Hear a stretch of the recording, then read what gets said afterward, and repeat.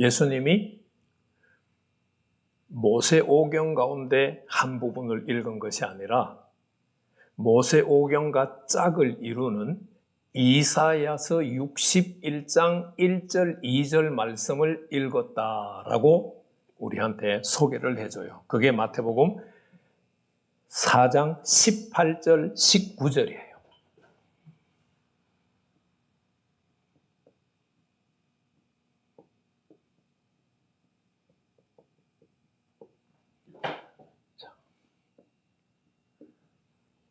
마태복음과 마가복음에는 가르친 내용이 없어요. 예수님께서 성경을 읽으시면서 이사야서 61장 1절 2절을 읽으셨어요. 내용은 간단해요. 여호와의 영이 내게 임하셨다. 그러니까 여호와께서 자신의 영을 내게 부어주셨다. 내게는 누군지 몰라요. 많은 사람들이 이사야라고 해석을 하는데 이사야서 40장부터 이사야서 66장까지는 이사야가 등장하지 않아요. 그래서 여기서 내게라고 하는 이 단어가 누군지 몰라요. 여호와의 영을 보내주셨다라고 하는 말을 다른 말로 기름 부어주셨다라고 설명을 했어요. 이사야서 61장은. 그리고 또 나를 보내셨다라고 말해요. 그러니까 여호와의 영을 보내주시고 혹은 다른 말로 표현하면 기름을 부어주셨는데 그 기름 부어주신 목적이 뭐냐? 나를 보내기 위해요. 그럼 나를 왜 보냈느냐? 이사야 선지자는 네 가지를 이야기했어요. 첫 번째는 아름다운 소식을 가난한 자들에게 알려주기 위해서 보냈다라고 말을 해요. 가난한 자는 우리가 생각하는 물질적인 가난이 아니라는 것을 우리가 이해를 해야 돼요. 그럼 가난한 자들에게 아름다운 소식을 전하기 위해서 보냈는데 그 아름다운 소식의 내용이 뭐냐? 네 가지예요. 첫째, 마음이 상한 자를 고쳐주기 위해서다. 두 번째, 포로된 자들을 자에게 자유를 주기 위해서다. 세 번째, 갇힌 자에게 노임을 주기 위해서다. 네 번째, 여호와의 은혜의 해와 하나님의 보복의 날을 선포하기 위해서다. 이사야 선지자가 이 네 가지 소식을 전하기 위해서 내게라고 하는 분에게 여호와의 영이 임했어요. 기름 부어 주셨어요. 이 이사야서 61장 1절에서 2절을 해석하려면 그럼 우리는 어떤 준비를 해야 되느냐? 이사야서 40장에서 66장까지는 이사야 선지자가 등장하지 않아요. 1장에서 39장까지는 이사야 선지자가 등장해요. 그러면 40장부터 66장까지는 왜 기록했느냐? 70년 동안 바벨론 땅에서 포로 생활을 했어요. 그 사람들이 예루살렘으로 돌아가려고 하는 마음이 있었을까요? 거의 없었을까요? 바벨론에서 70년 동안 포로 생활을 하면서 거의 대부분이 자신의 직업을 가지고 그 땅에서 정착했어요. 우리가 특히 에스라서 같은 경우를 보면 제사장들이 안 돌아오잖아요. 제사장들 그러면은 하나님의 일을 하는 사람들이잖아요. 그런데 그들이 안 돌아와요. 그럼 일반 백성들은 기쁜 마음으로 돌아왔을까요? 아니죠. 바로 이사야서 40장에서 66장은 돌아오고 싶지 않는 마음을 가지고 있는 이스라엘 백성들을 설득하는 내용이에요. 그래서 이사야 61장 1절 2절을 해석할 때도 그것을 배경을 가지고 해석을 해야 돼요.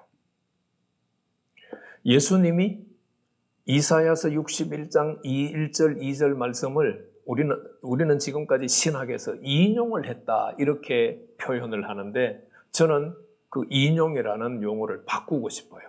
재해석했다라고 하는 말이 맞아요.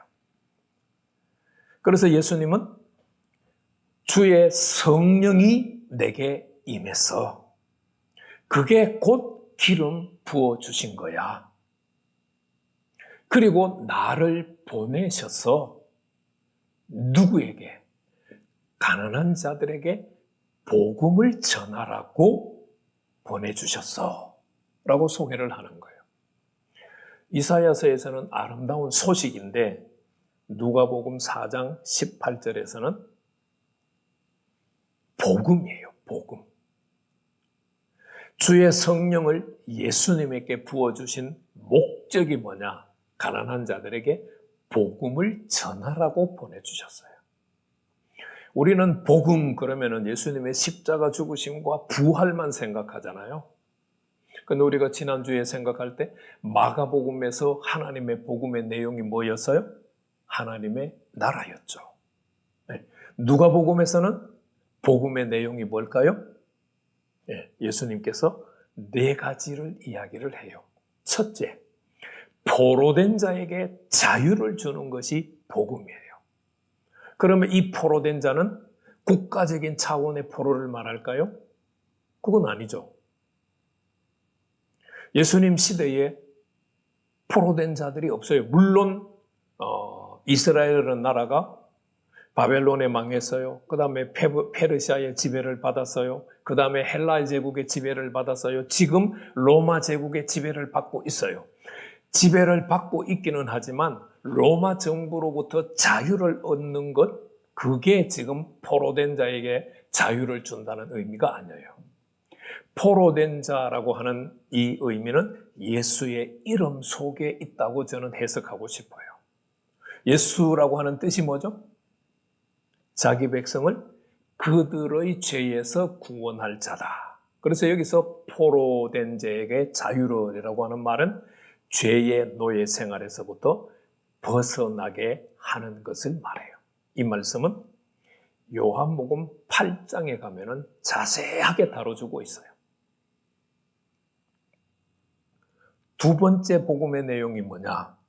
눈먼 자에게 다시 보는 은혜를 주기 위해서다. 이거를 확정하면은 육체적인 질병을 앓고 있는 자들에게 치료를 해주기 위해서 예수님이 보냄을 받았다. 그게 복음이에요. 죄에서 자유함을 얻는 것도 복음, 육체적인 치료를 받는 것도 복음이에요. 그래서 마태, 마가, 누가, 요한복음을 보면 예수님이 치료하는 이야기가 그렇게 많아요. 그게 복음이라는 거예요. 그럼 오늘 우리는 계속해서 병들고 병원에 다니고 그렇게만 해야 되겠어요? 아니죠. 우리를 치료하기 위해서 오신 예수님의 그 목적이 내게 이루어져야 내가 복음을 들은 것이고 복음을 믿는 거예요. 모든 것을 치료받지는 못할지라도 거의 대부분은 치료를 받아야 돼요. 세 번째 예수님께서 전하러 오신 복음이 뭐다? 눌린 자를 자유케 하기 위해서다. 이게 해석하기가 가장 어려워요. 눌린 자? 뭐에 대해서 눌렸을까? 이 단어를 다른 말로 번역하면 억압 받는 자에게서 자유를 주기 위해서다. 다시는 억압받지 않게 하기 위해서다라는 의미예요. 그러면 예수님 시대에 누가 누구를 억압했을까요? 율법을 기준으로 정상적인 사람들이 율법을 기준으로 비정상적인 사람들을 억압했어요. 성경에 보면 소외당하는 많은 그룹들이 나오죠. 그게 모두가 율법을 기준으로 소외를 시킨 거예요. 그게 억압한 거예요. 그런데 예수님을 따라다닌 바리새인들이 계속 딴지 걸었잖아요. 뭘 가지고 딴지 걸었어요? 장로들의 유전을 가지고 딴지 걸었어요. 그래서 성경에는 식사할 때 반드시 뭘 해야 돼요? 성경이 아니요. 장로들의 유전에서는 식사할 때 반드시 뭘 해야 돼요? 손을 씻어야죠.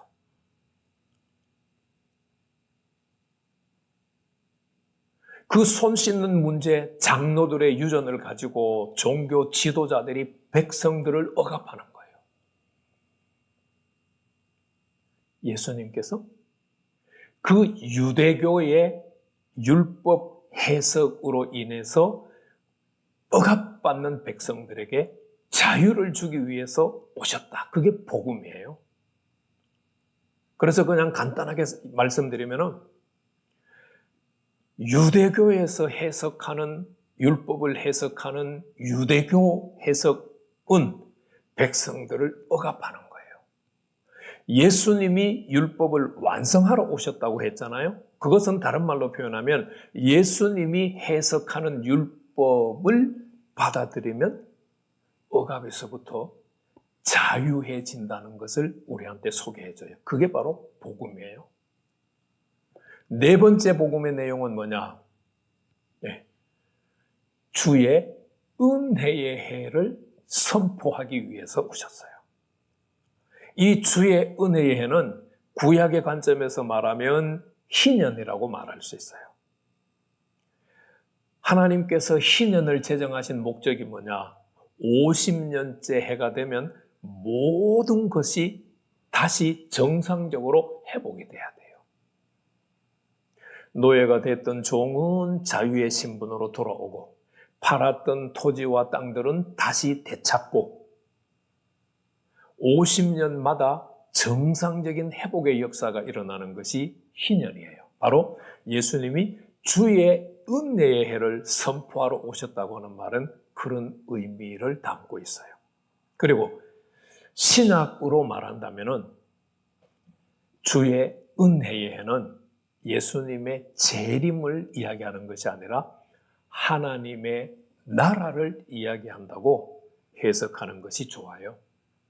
저는 하나님의 나라는 죽어서 가는 것이기 때문에 하나님의 통치가 이루어지기 위해서 오셨다라고 해석하고 싶고 저는 그렇게 가르치고 있어요. 복음이 뭐냐?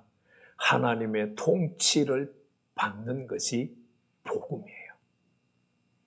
공간복음, 마태, 마가, 누가복음을 보면은요, 예수님이 말씀하시고 그 예수님의 말씀을 받아들이고 따르는 자들에게는 치료의 역사가 일어나고 회복의 역사가 일어나요. 그게 바로 복음이에요. 예수님이 이사야 41장 1, 2절을 재해석해서 자신이 이 복음을 전하기 위해서 오셨다고 하는 이 네 가지를 꼭 기억하시고 이 네 가지가 내 영육간에 내 삶의 현장에 이루어지기를 기도하시고 열매를 따는 성도들이 되기를 원합니다.